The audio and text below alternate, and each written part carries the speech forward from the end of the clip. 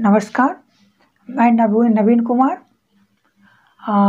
नए वीडियो में आपका स्वागत है। हम आज देख रहे हैं कि पिछले वीडियो में हमने देखे थे समतल दर्पण के बारे में। आज हम देखेंगे गोलीय दर्पण के बारे में। और आप लोगों से गुजारिश है कि मेरा चैनल को सब्सक्राइब करें। चलिए स्टार्ट करते हैं।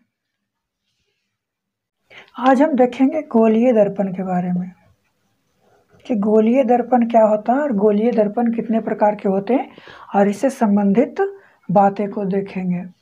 सबसे पहले हम देखेंगे कि गोलीय दर्पण होता क्या है। तो हम कहेंगे कि गोलीय दर्पण एक खोखले गोले का भाग होता है। क्या कहेंगे? गोलीय दर्पण एक खोखले गोले का भाग होता है।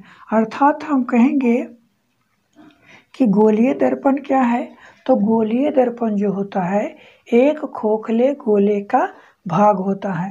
अर्थात कहेंगे इस खोखले गोले के भाग को एक तरफ रंजित किया होता है और इस प्रकार से खोखले गोलीय दर्पण का निर्माण होता है। अब हम देखेंगे गोलीय दर्पण जो होता है वो दो प्रकार के होते हैं।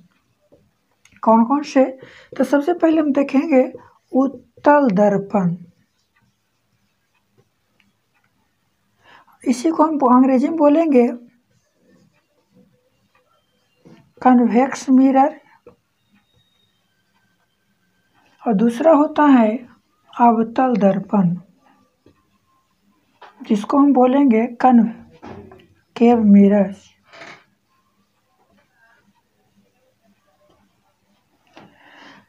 कन्वेक्स मिरर और कनकेव मिरर। और इसी को हम और भी नाम से जानते हैं। इसको हम बोलते हैं और अपसारी दर्पण। इसको बोलते हैं अभिसारी दर्पण।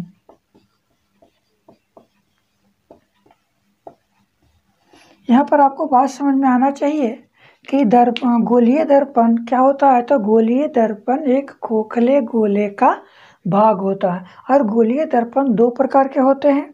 पहला उत्तल दर्पण, दूसरा अवतल दर्पण।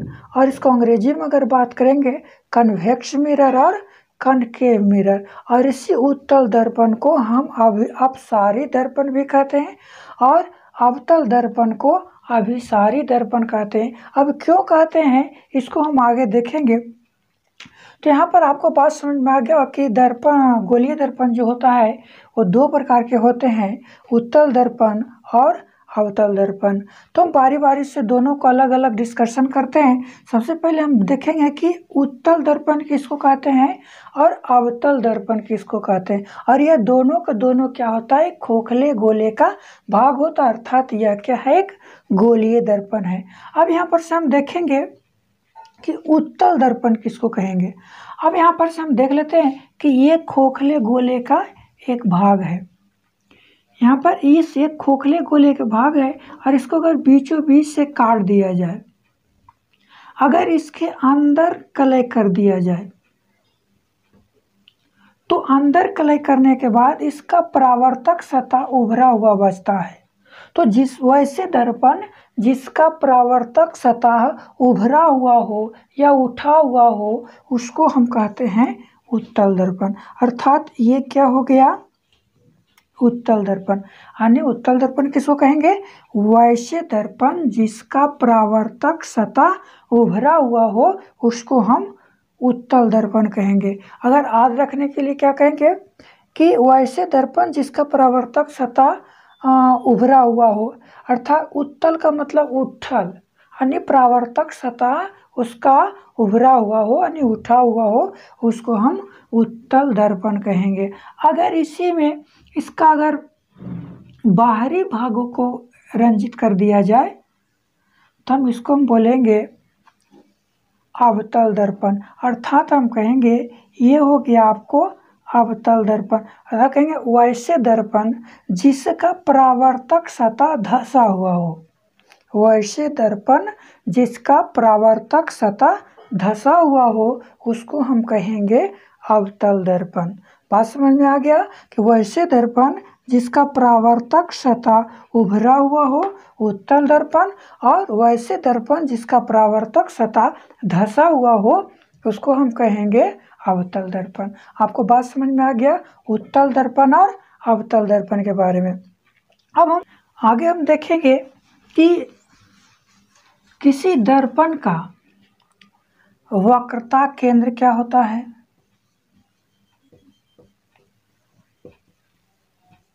फोकस क्या होता है,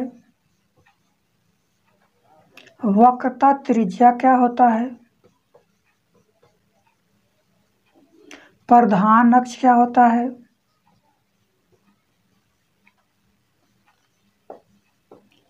और पोल क्या होता है, यानी ध्रुव क्या होता है। हम बारी बारी से समझते हैं। सबसे पहले हम देखते हैं कि वक्रता केंद्र किसको कहते हैं। तो हम कहेंगे कि उत्तल या अवतल दर्पण जिस खोखले गोले का भाग होता है उसके मध्य बिंदु को हम वक्रता केंद्र कहते हैं। मान लिया जाए कि यह एक खोखला गोला है और इस खोखले गोले का मध्य बिंदु ये है। अब यहाँ देखें, अगर इसको बीच से काट दिया जाए और इधर रंजित कर दिया जाए तो ये हो गया आपको उत्तल दर्पण, और इस साइड अगर रंजित कर दिया जाए तो ये हो गया आपको अवतल दर्पण। तो हम क्या कहें, दर्पण जिस खोखले गोले के भाग होता है उसके मध्य बिंदु, यानी इसका भी, इस दर्पण का मध्य बिंदु ये है और इस दर्पण का भी मध्य बिंदु ये है। तो ये क्या हो जाएगा, इसको हम कहेंगे वक्रता केंद्र, और यह वक्रता केंद्र को C से सूचित किया जाता है। यहाँ पर देखेंगे वक्रता केंद्र क्या है, तो कहेंगे कि गोलीय दर्पण जिस खोखले गोले के भाग होता है उसके मध्य बिंदु को हम वक्रता केंद्र कहते हैं। अब उत्तल दर्पण और अवतल दर्पण का वक्रता केंद्र की बात करेंगे तो अवतल दर्पण की वक्रता केंद्र दर्पण के आगे होता है, जबकि उत्तल दर्पण का वक्रता केंद्र दर्पण के पीछे होता है।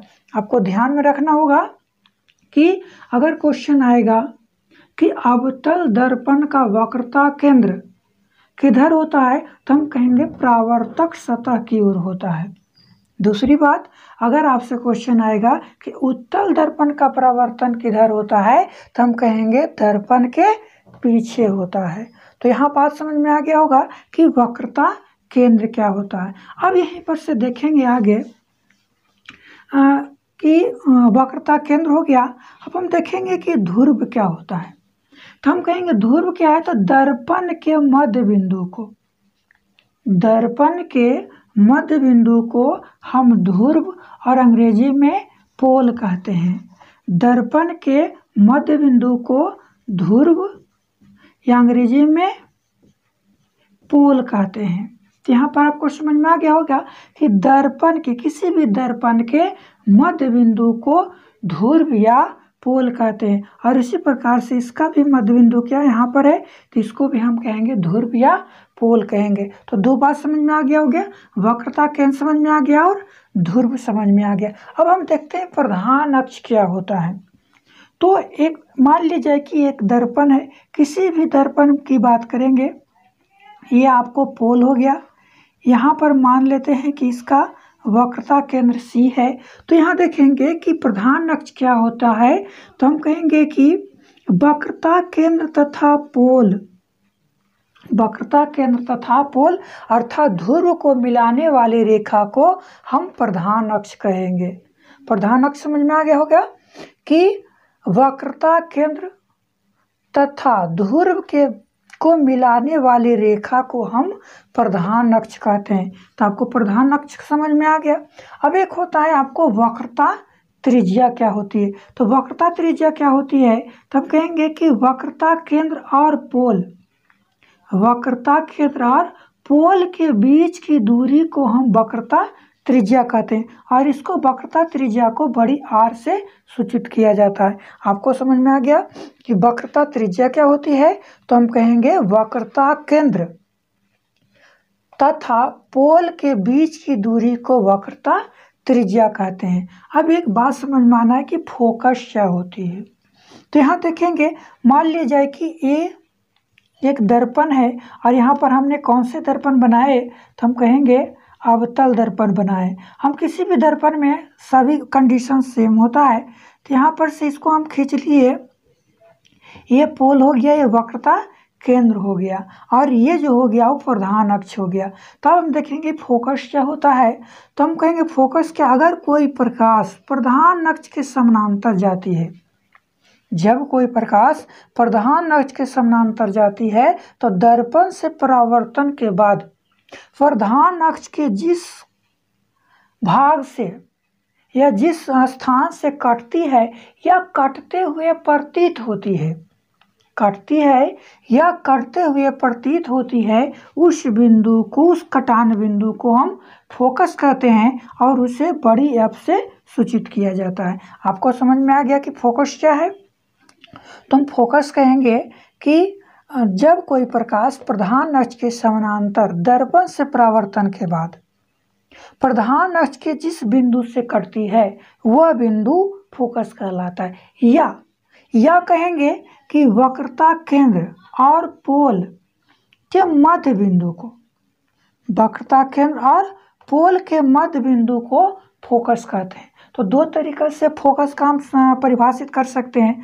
पहला परिभाषा हो गया कि जब कोई प्रकाश प्रधान अक्ष के समानांतर दर्पण पर जाती है, दर्पण से परावर्तन के बाद प्रधान अक्ष के जिस बिंदु पर कटती है या कटते हुए प्रतीत होती है उसको हम फोकस कहते हैं। और दूसरी शब्दों में क्या कहेंगे, तो वक्रता केंद्र और पोल के मध्य बिंदु को, वक्रता केंद्र और पोल के मध्य बिंदु को हम फोकस कहते हैं। बात समझ में आ गया कि फोकस है। तो आपको वक्रता केंद्र, फोकस, वक्रता त्रिज्या, एक और हम कहेंगे कि फोकस दूरी क्या होती है, यानी फोकस और पोल के बीच की दूरी को हम फोकस दूरी कहते हैं और इसे छोटी एफ से इंगित किया जाता है। ये आपको दर्पण से संबंधित कुछ बातें हो गया कि वक्रता केंद्र किसको कहते हैं, फोकस किसको कहते हैं, वक्रता त्रिज्या किसको कहते हैं, प्रधान अक्ष किसको कहते हैं और ध्रुव किससे कहते हैं। ये सभी बातें आपको जब हम इससे न्यूमेरिकल बनाएंगे तो आप ये सभी चीज़ों का उपयोग होगा। अब हम देखते हैं कि किसी भी दर्पण में प्रतिबिंब कैसे बनता है।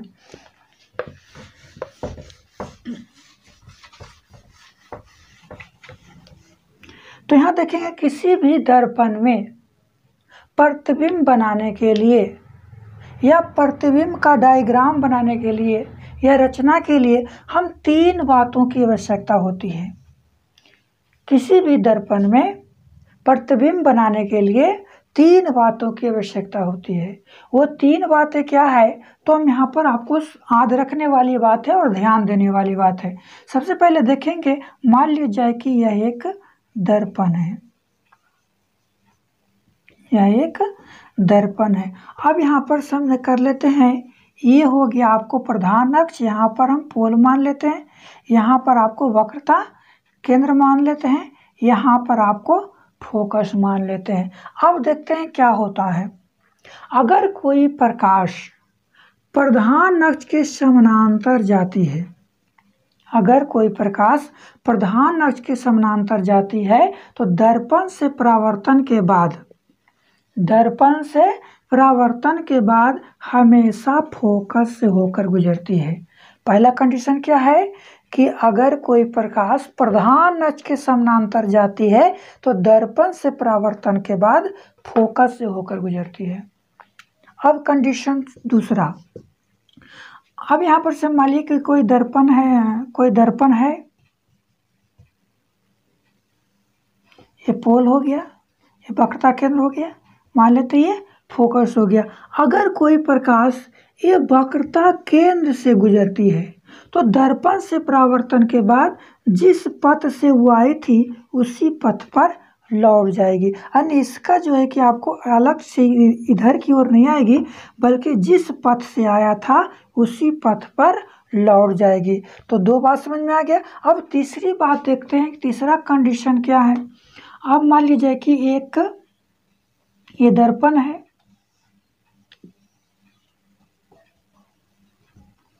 अब यहाँ से ये पोल हो गया, यहाँ पर मान लेते हैं वक्रता केंद्र है, ये आपको फोकस हो गया। तीसरी बात क्या है कि अगर कोई प्रकाश फोकस से गुजरती है, अगर कोई प्रकाश फोकस से गुजरती है तो दर्पण से परावर्तन के बाद प्रधान अक्ष के समानांतर हो जाती है। बात समझ में आया? फिर से एक बार देख लेते हैं। पहला कंडीशन क्या है, यदि कोई प्रकाश प्रधान अक्ष के समानांतर जाती है तो दर्पण से परावर्तन के बाद फोकस से होकर गुजरती है। दूसरा कंडीशन क्या है कि यदि कोई प्रकाश वक्रता केंद्र से जाती है और दर्पण से परावर्तन के बाद वक्रता केंद्र से ही लौट जाती है। तीसरा कंडीशन क्या है, यदि कोई प्रकाश फोकस से गुजरती है और फोकस से गुजरने के बाद दर्पण से परावर्तन के बाद वो प्रधान अक्ष के समानांतर हो जाती है। तो ये तीन बात आपको समझ में आ गया होगा।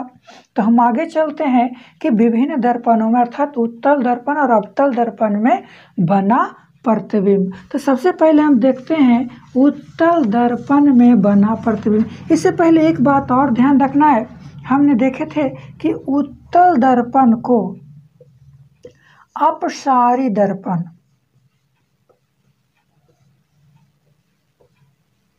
अपसारी दर्पण भी कहते हैं। क्यों? क्योंकि इसे अपसारी दर्पण क्यों, मान लीजिए कि यह एक उत्तल दर्पण है और उत्तल दर्पण पर अगर कोई प्रकाश पड़ती है तो ये सभी प्रकाश को फैला देती है। यहाँ से अगर प्रकाश गया तो इधर चली जाएगी, यहाँ से प्रकाश गया इधर चली जाएगी, यहाँ से प्रकाश गया इधर चली जाएगी, यहाँ से प्रकाश गया यहाँ, यानी सीधे सीधे कहेंगे कि उत्तल दर्पण में या उत्तल दर्पण पर कोई प्रकाश पड़ती है तो ये सभी प्रकाश को फैला देती है। अर्थात हम पिछले क्लास में पढ़े थे कि अपसारी प्रकाश पुंज क्या होता है, तो वैसे प्रकाश पुंज जो सभी प्रकाश को या सभी किरणों को फैला देती है उसे हम कहते थे अपसारी प्रकाश पुंज। तो यहाँ भी क्या हो रहा है कि सभी प्रकाश को ये फैला दे रही है, इस कारण से इसको हम बोलेंगे अपसारी दर्पण। दूसरा हम बोले कि अवतल दर्पण को, अवतल दर्पण को हम बोले थे अभिसारी दर्पण। तो हम अभिसारी दर्पण इसको क्यों कहेंगे, क्योंकि ये इस पर पड़ने वाले सभी प्रकाश को एक बिंदु पर मोड़ देती है। देखिए कैसे, मान लेते हैं कि यह है,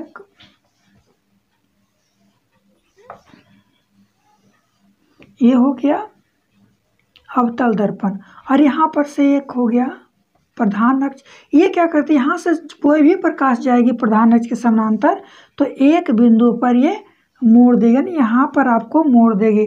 तो इस कारण से यानी आपको कहेंगे अवतल दर्पण को अभिसारी दर्पण क्यों कहते हैं, क्योंकि अवतल दर्पण पर पड़ने वाला प्रकाश सभी प्रकाशों को एक बिंदु पर आकर मोड़ देती है, इस कारण से इसे अभिसारी दर्पण के नाम से भी जाना जाता है। तो आपको समझ में आ गया कि उत्तल दर्पण को अपसारी दर्पण और अवतल दर्पण को अभिसारी दर्पण के नाम से जाना जाता है।